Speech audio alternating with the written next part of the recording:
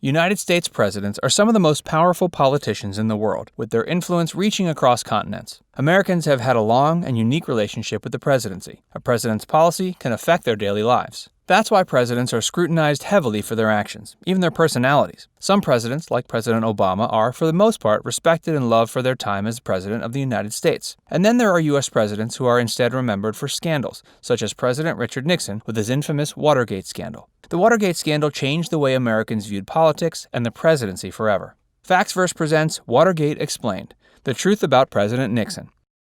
If you're excited to learn more about this historic scandal, hit the like button. Don't forget to subscribe to our channel for more videos. President Richard Nixon's past. What really happened during the Watergate scandal? To better understand it, you have to probe into President Nixon's mind. Richard Nixon served in the U.S. Navy as a lieutenant commander during World War II. He became a politician after his service. He was a senator in the state of California, and he even served as vice president during President Dwight Eisenhower's time. In the 1960s, he would run for President of the United States against an idealistic, charismatic young John F. Kennedy. John F. Kennedy won by a very tiny margin, which left resentment in Richard Nixon's heart. He blamed news reporters and the media for siding with John F. Kennedy. During the 1970s, President Nixon was facing a very hostile political climate. With a long, drawn-out war with Vietnam since late 1950, he had to deal with this very unpopular conflict. His administration was facing opposition in every direction.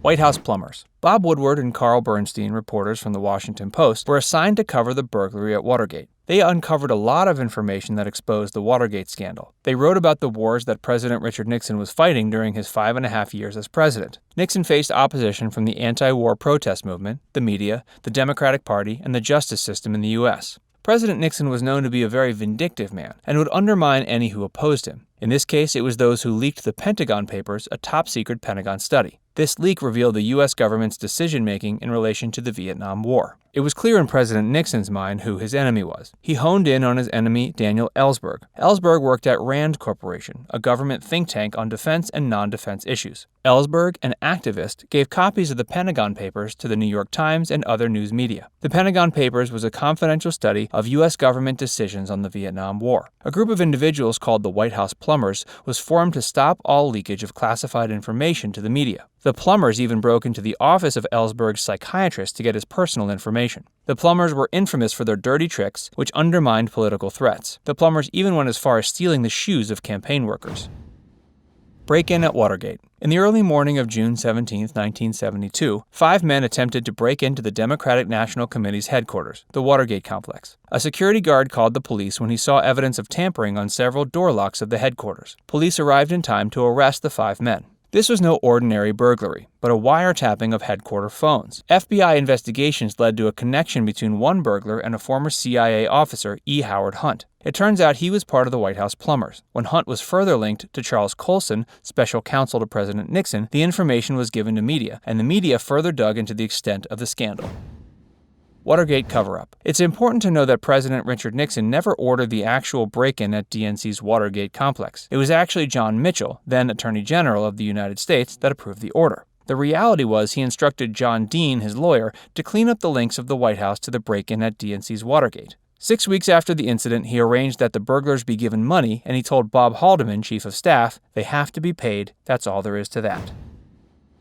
Nixon's re-election. President Nixon at this point successfully extricated the involvement of his administration from the scandal at Watergate. His victory in the 1972 elections took 60% of the votes, winning in 49 states. His re-election victory goes on record as the widest margin of votes in presidential history, as he beat George McGovern, his Democratic opponent, by nearly 80 million votes.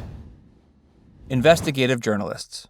The investigative journalism done by Bob Woodward and Carl Bernstein dug deep and revealed stories in the whole scenario of the Watergate scandal. Their scoops were found on the trail of money, linking the burglars to the White House plumbers. They discovered that one burglar was on the payroll of Nixon's re-election committee. Bernstein also found out that one of the burglars received a $25,000 check from the re-election campaign of Nixon. Their pursuit of the story led them to expose the whitewash that involved the Justice Department, FBI, CIA, and the White House. Their stories met with denials from White House Press Secretary Ronald Ziegler, who came up with an apology when all their reports were proven as true facts. Deep throat.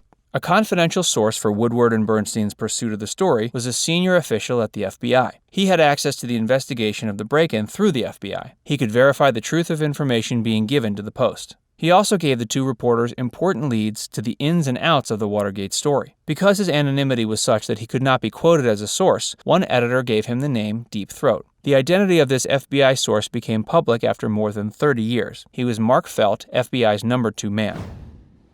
Toxic leadership. During the period of the Watergate scandal, it was primarily males that were involved. Patrick Gray, then FBI director, revealed to the public that he was asked by Nixon's lawyer, John Dean, to keep them informed of the investigation. Another witness, James McCord, came forward and testified that he had lied about the burglary. It was not a CIA operation, but in fact actually involved many other government officials. John Dean started working with Watergate prosecutors. White House officials such as Bob Haldeman, John Ehrlichman, Richard Kleindienst, and Patrick Gray all resigned.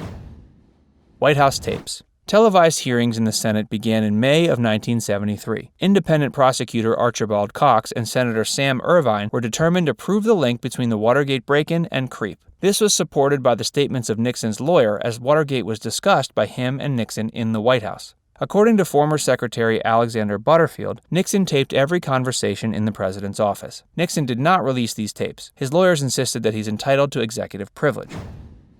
Saturday Night Massacre. The prosecutor would not drop the subpoena for the release of the tapes. President Nixon instructed both Elliot Richardson, the Attorney General, and William Ruckelshaus, his deputy, to fire the prosecutor. They both refused. Eventually, the prosecutor was fired without their help. This spurred the resignation of the Attorney General and his deputy with several other officers of the Justice Department. This group resignation is now known as the Saturday Night Massacre. After this occurred, Nixon declared that he never obstructed public justice. He stepped into the public eye and proclaimed his infamous words, "I'm not a crook. I've earned everything I've got."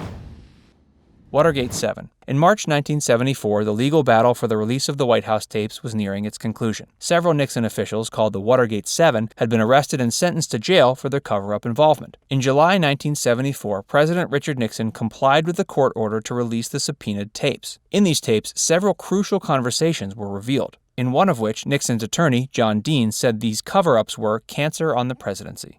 It was found out that in these tapes, there was 18 minutes of audio missing. It was Rosemary Woods, Nixon's personal secretary, who was responsible for this. She claimed that she had accidentally pushed the incorrect foot pedal. But as journalistic investigations and photos reveal, this was not true. Several sections of the tapes had intentionally been erased. In August 1974, an audio tape was released to the public which recorded a conversation between Bob Haldeman and President Nixon, formulating a plan on how to cover up the break-in.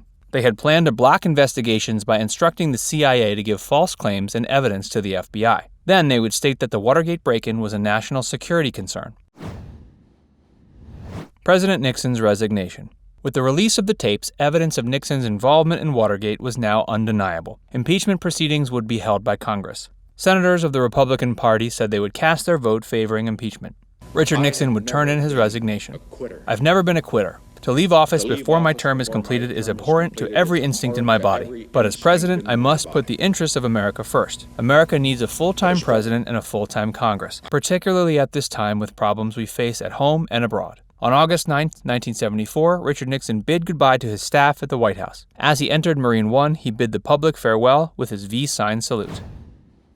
Presidential pardon. Vice President Gerald Ford succeeded Richard Nixon as president. Then he granted a presidential pardon to Nixon. Impeachment proceedings by the House Judiciary Committee were dropped. There would be no criminal prosecution. President Gerald Ford put the finishing touch on the canvas that unfolded, saying this was an American tragedy in which we have all played a part. Watergate scandal aftermath. By the end of the Watergate scandal, over 69 government officials had been charged, with 48 found guilty of their crimes. This included some of President Nixon's senior aides, such as his chief of staff, his special counsel, 2 attorney generals, and a whole number of lawyers. This scandal tarnished the public image of the presidency and all the other parties involved. President Nixon continued proclaiming his innocence until his death in 1994. In a famous 1977 interview with David Frost, a British broadcaster, President Nixon stated the only crime he had committed was that he was not more decisive during the Watergate incident. He regretted not dealing with and fixing the illegalities as quickly as possible. During the interview, President Nixon made an infamous statement. Well, when the president does it, that means it's not illegal. And now you know how the Watergate scandal unfolded. It's hard to believe it only happened a few decades ago. Do you think Nixon was in the right, or do you think he abused his position as president? Tell us what you think about it in the comments, and don't forget to hit the like button and subscribe to Facts Verse for more videos.